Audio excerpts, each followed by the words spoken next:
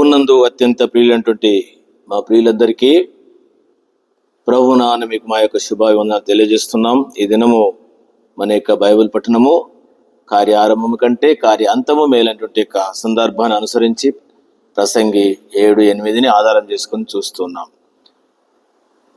లవోదికయ సంఘాన్ని గురించి ఈ దినం కూడా కొన్ని విషయాలు మనము తలంచుదాం. లవోదికయ అంటే ఇంతకుముందు చెప్పినట్లు ప్రజా ఆధిక్యత, ఇది చివరి సంఘం. కాబట్టి మనం కూడా ఏ దినాల్లో ఉన్నామంటే చివరి సంఘపు దినాల్లో ఉన్నాం. చివరి సంఘం ఏ విధంగా ఉందంటే లవోదికయ అంటే ప్రజా ఆధిక్యతలో ఏ దినంలో ఉన్నాము? ఆధిక్యతలు కోరుకునేటువంటి అధికారాలు కోరుకునే దినంలో ఉన్నాం. ఈ దినంలో సంఘం ఏ విధంగా చెప్తుంది అంటే క్రియలు అంటే వెచ్చగా లేరు, చల్లగా లేనటువంటి జీవితం అంటే నూలివెచ్చగా నామకార్థ స్థితి అంటే లోకంతో పూర్తిగా కలిసిపోయినాము. అటు లోకము కాదు, ఇటు దేవుని బిడ్డలు కాదు. ఆ తీవ్రత, ఆ ఆశ, ఆ భక్తి లేదు. ఒట్టి వేషధారణ జీవితం, పైకి భక్తి కలిగినటువంటి వారు లాగుండి లోపట శక్తి లేనటువంటి యొక్క జీవితం.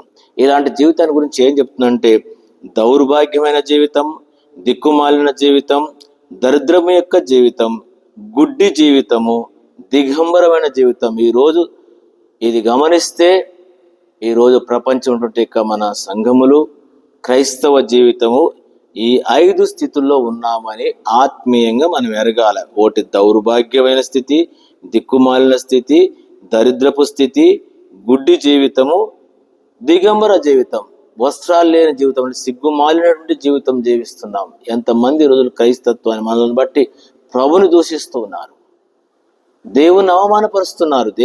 దేవుణ్ణి మనల్ని మిమ్మును బట్టే కదా నా నామము అన్యజనులతో దూషింపబడుతున్నాను. ఒక క్రైస్తవుడు అయి ఉండి తాగుతున్నావు, ఒక క్రైస్తవుడు ఉండి లంచం తీసుకుంటున్నావు, ఒక క్రైస్తవుడు ఉండి లంచాలు ఇస్తున్నావు, ఒక క్రైస్తవుడు ఉండి మోసం చేస్తున్నావు, ఒక క్రైస్తవుడు ఉండి అబద్ధాలు ఆడుతూ ఉన్నాము.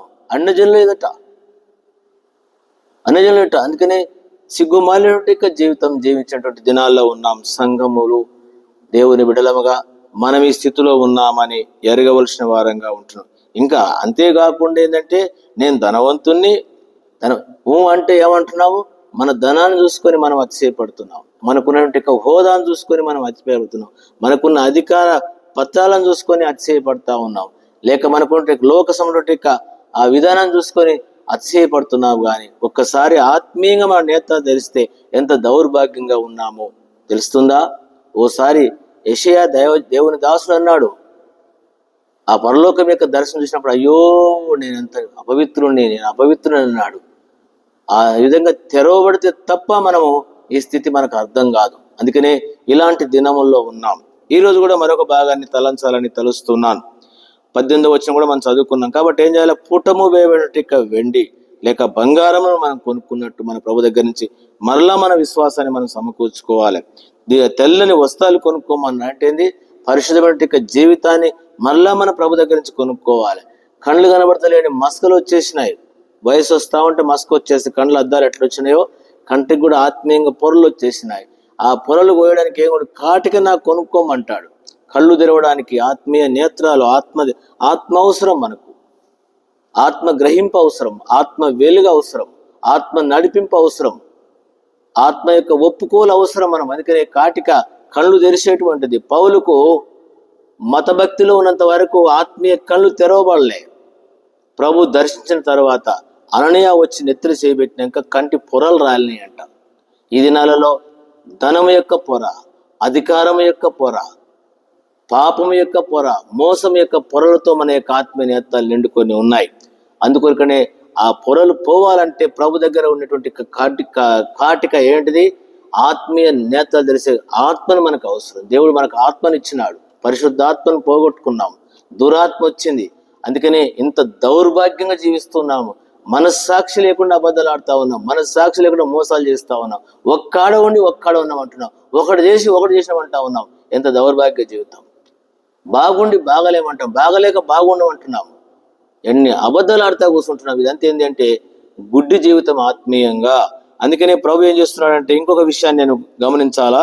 19వ వచనం, నేను ప్రేమించు వారిని గద్దించి శిక్షిస్తున్నాను గనక నీవు ఆసక్తి కలిగి మారు మనసు పొందు. కొన్నిసార్లు రోగాలు, కొన్నిసార్లు రకరకాల వ్యాధులు, లోకరీతిగా గొప్ప ధనం ఉంది, తినలేవు. ఎందుకు దరిద్రం? ఏందన్నా అంటే ఏముందన్నా, బీపీ వచ్చేసింది, షుగర్ వచ్చేసింది, నడవలేను, క్యాన్సర్ వచ్చేసింది, గుండె దడ వచ్చేసింది, అల్సర్ వచ్చిందన్నా ఏం తింటట్లేదు. ఎందుకురా ఈ దౌర్భాగ్య జీవితాలు వచ్చాం? ఇప్పటికైనా మారు మనసు పొందకపోతే ఎట్లా? ఎందుకంటే దేవుడు ప్రేమించే వారిని ఏం చేస్తాడు? గద్దిస్తాడంట. అందుకనే యోబు గ్రంథములు అంటాడు, దేవుడి గద్దించు మనుషుడు ధన్యుడు అంటాడు. సర్వశక్తుని శిక్షను తృణీకరించకు అంటాడు. అనేక సార్లు అనేక రోగాలు, అనేక నొప్పులు, అనేక బాధలు, కొన్నిసార్లు యాక్సిడెంట్లు, కొన్నిసార్లు స్టెంట్ చేసుకోవడం, గుండెలు, రకరకాల రోగాలతో వస్తున్నాం. ఎందుకు అంటే దేవుడు ప్రేమిస్తున్నాడు. అయ్యో నా బిడ్డలు ఈ విధంగా నష్టపోవద్దు, ఈ దౌర్భాగ్యపు జీవితంలో నరకానికి వెళ్ళొద్దని దేవుడు ప్రేమిస్తున్నాడు. బైబిల్లో రాయబడినాడు, ప్రేమించినటువంటి స్నేహితుడు గాయం చేస్తాడట. యోబు గ్రంథంలో ప్రభు అంటాడు, ఆయన గాయపరిచి ఆయన గాయం. అందుకని ప్రభు చేయి శిక్షను తృణీకరించొద్దు. గాయపరిచాడు, పడుకోబెట్టేసినాడు, తినకుండా చేసినాడు. తీర్మానం చేసుకున్నాం. సాధు సుందర్ సింగ్ గారు కైలాస మహర్షి గారిని చూడడానికి పోతూ ఆయన ఉన్నటువంటి గుహ నుంచి తప్పి అంటే దారి ఇంకా కొంచెం ముందుకెళ్తున్నాడంట. దేవుడు అతన్ని స్లిప్ అయ్యిండట, అక్కడి నుంచి చేస్తే దొల్లుకుంటూ పోయి కైలాస మహర్షి గారు ఏ గుహలో ఉన్నాడో ఆ గుహలో ఆ చివరిలో పడ్డాడట. పడినప్పుడు అంట, ప్రభా నన్ను ఎందుకు, నేను ఏం తప్పు చేసినాను, ఎన్ని దొర్లించినావు అని చెప్పేసి ప్రార్థన చేసి కళ్ళు తెరిస్తే అక్కడే ఉన్నాడంట. ప్రభు నిన్ను ఎందుకు దొర్లిస్తున్నాడో, నన్ను ఎందుకు దొర్లిస్తున్నాడో, ఎందుకు ఈ రోగాలు, నొప్పులు, ఈ కష్టాలు, ఈ నిందలు, ఈ అవమానాలు, ఈ తృణీకారాలు వస్తున్నాయో అర్థమవుతుందా? ఇప్పటికైనా తెరవవా కన్నులు? ఇంకా మంచం పట్టినా కూడా తెరవవా? ఎప్పుడు తెరుస్తావు? అందుకనే నేను ప్రేమించేవాడిని ఏం చేస్తాడంట? గద్దిస్తాడంట. చూడండి ఎంత చక్కని మాట. నేను ప్రేమించే వారందరినీ గద్దించి శిక్షిస్తున్నాను గనక నీవు ఆసక్తి కలిగి మారు మనసు పొందు. ఎక్కడున్నావో, ఏ స్థితిలో ఉన్నావో తీర్మానం చేసుకో. హెబ్రీ పత్రిక 12వ అధ్యాయంలో ఈ విధంగా రాయబడి ఉంటుంది. 7వ వచనం, శిక్షాఫలం పొందుటకై మీరు సహించున్నాడు, దేవుడు కుమారులుగా మిమ్మల్ని చూచున్నాడు. తండ్రి శిక్షింపని కుమారుడెవరు? కుమారులైన వారందరూ శిక్షలో పాలు పొందుతున్నారు. మీరు పొందని దుర్బీజులే గాని కుమారులు గారు. చూసినారా? దేవుడు ప్రేమించి, నా బిడ్డ నేను నీ కొరకు రక్తం కాచిన, నువ్వు తీర్మానం చేసుకున్నావు, నా బిడ్డ అయినావు. ఇప్పుడు ఎందుకు దౌర్భాగ్యం జీవిస్తున్నావు? ఎందుకు దిక్కుమాల జీవితం? ఎందుకు ఈ యొక్క వేషధారణ జీవితం? ఎందుకు ఈ యొక్క సిగ్గుమాల జీవితం అని ఏం చేస్తున్నాడంటే ఏదో ఒక పరిస్థితి అనుమతిస్తున్నాడు. యాకోబుని కనుక తొడ మీద కొడితే పడిపోయి, ఎవరు నీ పేరు, ఏం పేరు అంటే యాకోబు అంటే, ఇప్పుడు యాకోబు కాదురా నీకు పేరు ఇజ్రాయెల్ అన్నాడు. జీవితాన్ని మార్చినట్టు ప్రభు అనుమతించినాడు. 20వ వచనం కూడా అంతే. 20వ వచనం కూడా చక్కని విషయాలు రాయబడ్డాయి. ఇదిగో నేను తలుపు నొద్ద నిలుచు, హృదయం అనేటువంటి తలుపు నొద్ద. మన భక్తులు పాట రాసినారు, హృదయం అనే తలుపు నొద్ద యేసునాథుండు నిలిచి సదయుడని తట్టుతున్నాడు. ఎన్ని దినముల నుంచి వాక్యాలు వింటూ, మందిరానికి వెళుతూ, సేవ చేస్తూ, పాటలు పాడుతూ, పరిచర్య చేస్తూ, సంఘాలలో అధికారాలు చేస్తున్నావు, జీవితం మార్చబడలేదు. ఈ విధంగానే ఉన్నట్లయితే గొప్ప నష్టానికి ఎదుర్కొంటావు. అందుకని ఇదిగో నేను తలుపు నొద్ద నిల్చుండి తట్టుచున్నాను, ఎవడైనా నా స్వరం విని తలుపు తీస్తే నేను వస్తానన్నాడు. ఆహ్వానిస్తావా? ఒక ప్రాముఖ్యమైన విషయాన్ని చెప్పి నేను ముగిస్తాను. పరమగీతములలో ఈ విధంగా రాయబడి ఉంది. మీరు భాగం తర్వాత చదువుకోండి, ఎందుకంటే కొన్ని విషయాలు మాత్రమే మీ గ్రహింపు తీసుకొస్తా. 5వ అధ్యాయములో ఇక్కడ షూలమీతి అనేటువంటి ఈమె ఇంట్లో ఉన్నది. తన ప్రియుడు అరణ్యానికి వెళ్ళి మంచుకు తడిసి చలితోటి రాత్రిళ్ళు వచ్చి ఏం చేసినాడు? తలుపు తట్టినాడంట. ఉద్యానవనం నుంచి వచ్చినాడు. ఏం చేసినాడు? 2వ వచనము, నేను నిద్రించితేనే కానీ నా మనసు మేల్కొని ఉన్నది, నా సహోదరి, నా ప్రియురాలా, నా పావురమా, నిష్కలంకురాలా, ఆలకింపుము. నా తల మంచుకు తడిసినది, నా వెంట్రుకలు రాత్రి కురియు చినుకులకు తడిసినవి. నాకు తలుపు తీయమనుచు నా ప్రియుడు వాకిలి తట్టుచున్నాడు. నేను వస్త్రం తీసివేసినట్టుంది. సిగ్గుమాల జీవితంలో ఉంటుంది. లోపట తన ప్రియుడిని బయట నుంచి వస్తే తలుపు తీయలేదు. ఎవరి కొరకండి భార్య? ఎవరిదండి ఇల్లు? ఇది నెల సంఘాల్లో ఉన్నావు, ఎవరిదా సంఘము? ఎవరి మీద నువ్వు అధికారం చేస్తున్నావు?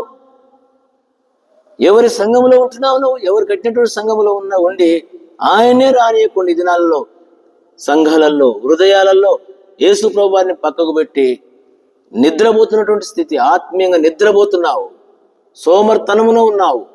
ఎప్పుడు తెరుస్తా మీ కన్నులు? అందుకనే ఇక్కడ ఈమె నిద్రపోలేదు, మళ్ళా మెలకుతోటే ఉంది, పిలిస్తే వినొస్తూనే ఉంది, కానీ లేవట్లేదు. మనం అట్లే ఉన్నాం, వాక్యాలు వింటూనే ఉన్నాం, తగులుతూనే ఉంటాయి, ఇటు చెప్పినా అనుకుంటా పోతూనే ఉంటాం, మళ్ళా జీవితం మార్చుకోలేకుండా పోతా ఉంటున్నాం. అందుకని ఏం చేసింది ఆమె? ఆలస్యం చేసింది. ప్రియుడు వచ్చినాడు, తలుపు కొట్టినాడు, తీయలేదు. ఈ లోగలు ఏమైపోయిందో ఆయన వెళ్ళిపోయినాడు. ఈమె లేచి సరి చేసుకొని తీద్దామనేటువంటి లోగల తన ప్రియుడు వెళ్ళిపోయినాడు. ఐదో వచ్చి నా ప్రియుడిని తలుపు తీయంతలో తలుపు తీయ లేచి తిని నా చేతుల నుండి నా వేల నుండి జటామాంసి గడిల మీద స్రవించను. నా ప్రియునికి నేను తలుపు తీయనంతలో అతడు వెళ్ళిపోయాను. ఆ మాటలు వినగానే నా ప్రాణం సొమ్మసిల్లింది. నేను అతన్ని వెతికినాను, కనబడకపోయాను. నేను పిలిచిన అతడు పలకలేదు. పట్టణంలో తిరుగు కావలి వారు నాకెదురుపడి నన్ను కొట్టి గాయపరిచి, ప్రాకారం మీద కావలి వారు నా పై వస్త్రము దొంగిలించి. అయిపోయింది ఈ రోజున.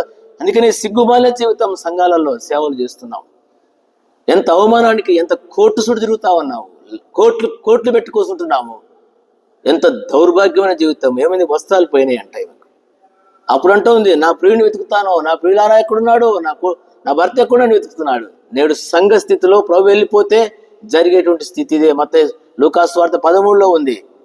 ఆయన వెళ్ళిపోయిన తర్వాత తలుపు కొడితే ఎవరంటే, మీ సమ్ముఖమందు మేము తాగలేదు, తినుకుంటే వీధుల్లో తిరగలేదా, నువ్వు చెప్తుంటే మేము విన్నాం కదా అనేటువంటి స్థితిలోకి రాకముందే ఈ వాక్యం వెలుగులో ఇదిగో నేను తలుపునతో నిలుచున్నాను. ఆ తర్వాత చదువుకోండి, చెప్పండి. ఇప్పుడు ఆమె ఇంట్లో ఉన్నామే, రానమ్మ జటామాంసి అత్తరు బయటపడుకుంటా అంత పెద్ద ఆమె ఇప్పుడు ఏమైంది? బజారు పాలైంది. ఈరోజు ఇంత ఆత్మీయ సంఘము బజారు పాలైపోయినది. మన బతుకులు ఇంకా రాకపోతే ఎట్లా? ఎప్పుడు వస్తుంది? నన్ను బట్టి. ఈరోజు ఆ స్త్రీ ఆమె అంతే, ఎవరినో వెతుకుతా ఉంది. దారిలో పోయే వాళ్ళు అడుగుతారు, వాళ్ళందరూ కలిసి ఏం చేసినారు? కొట్టేసినారు. కావలి వారు వస్త్రాలు తీసుకొని పోయినారు. ఇప్పుడు అంటుంది, నా ప్రియుడు కనబడితే చెప్పండి అని.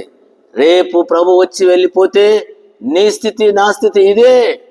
ఈ స్థితి రాకముందే ప్రభు ఇచ్చిన అవకాశాన్ని సద్వినియోగపరచుకోవడానికి నేను తలుపులో నిలుచున్నాను, శిక్షిస్తున్నాను, ఆశ కలిగి మారు మనసు పొందమన్నాడు. పొందుతావా?